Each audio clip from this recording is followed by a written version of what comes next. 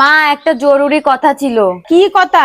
টাকা পয়সা লাগবে নাকি? আমার কাছে টাকা পয়সা একটাও নেই। মা টাকা না, আমার বয়স তো অনেকই হয়েছে, আমার বান্ধবীরা সব বিয়ে করে ফেলেছে। তা আমি কি করব?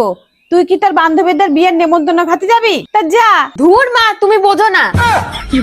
তা বুঝি না মানে? বুঝলে তুমি আমার এই কথা বলতে? তা বুঝাতে চাচ্ছিসটা কি? একা একা আর কয়দিন ভাল লাগে? আমার তো একটা ঘর সংসার আছে, নাকি না নেই?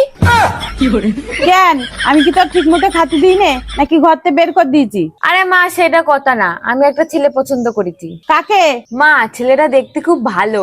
আরে পছন্দ কাকে করছিস সেটা বল আগে। ওই মেম্বারের ছেলে। ওরে মেয়ে, তা ও কি তোর পছন্দ করে? সেও আমারে পছন্দ করে কিনা আমি জানি না, কিন্তু ও আমারে বলেছে আমি ওর রাজরানী। তা বিয়ে দেও তোর খাওয়াবেন কি?